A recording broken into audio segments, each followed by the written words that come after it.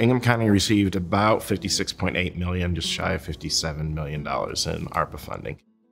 The county divided our ARPA funding into two main priorities. The first priority was addressing the immediate needs of residents and businesses that were impacted by the pandemic. And then the second priority was looking at some of the long-term needs and building out long-term infrastructure to continue to support the residents of Ingham County.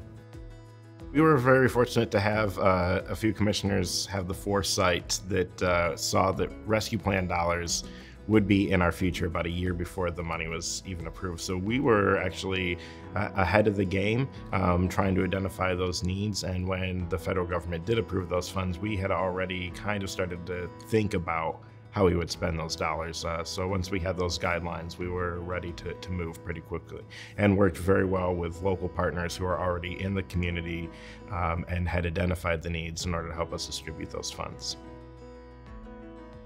The Ingham Sunrise program was put together by the Ingham Board of Commissioners in 2021 to help small businesses and nonprofits that were negatively impacted by the economic crisis that the pandemic brought upon the region.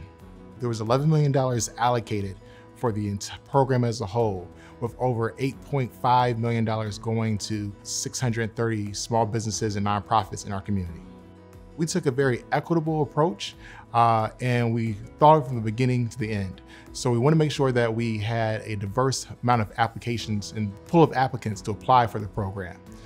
So we worked with a number of DEI partners, including organizations like the NAACP, Michigan Women's Forward, the Hispanic Chamber of Commerce, Veterans for America, to make sure that we can market the program to a wide, diverse groups. And then the application process itself, we looked at businesses that were most impacted financially by the economic crisis following the pandemic.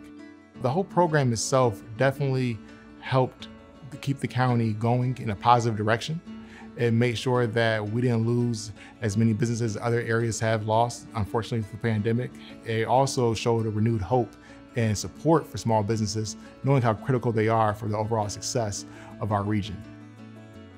When the county allocated money for the Greater Lansing Convention and Visitors Bureau, it was a very exciting time for the tourism industry because so few grant dollars had been made available here locally to the tourism industry, which was struggling mightily at the time. So we were able to take those funds and put them right in the hands of some of the local businesses that represent tourism and hospitality.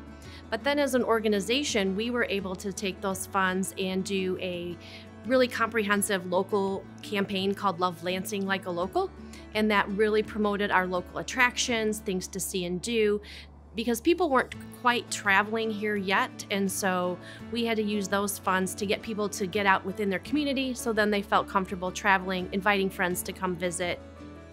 The growth has sustained our local tourism and hospitality businesses, and the grant funds helped add to that sustainability so that we really were able to not lose a lot of local businesses here in Ingham County, and continue now that the growth is more rapid, that we're able to now have those assets here for our visitors to enjoy. We set aside with our second tranche of dollars, $9 million, to go to a housing trust fund, and looking at ways to make sure that housing is affordable and accessible to all of our residents. Housing is at a premium, and we need to make sure that everybody is able to access housing. So the Housing Trust Fund is looking at everything from rental properties to home ownership, and even a mix of co-op potential properties that we could do. So it's an all-of-the-above approach because the need is so great. The role of the Ingham County Land Bank is to build housing. We're all about housing, build community and community development. 15 to 20,000 housing units are needed in this area. That is $3 billion of new construction and renovation. So any money that we can bring in to the area is all for the better. The leveraging that we are doing on the Housing Trust Fund is some state and local funding. We are putting that towards some row housing that we're doing on the corridors of the city of Lansing. We have applied for MEDC and MISHTA monies, very important. If we can bring those monies in, we can add more units to the city of Lansing and to Ingham County.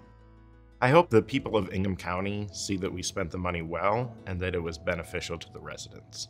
That's always been the top priority, is that they benefited from those funds because that's what they were meant to do.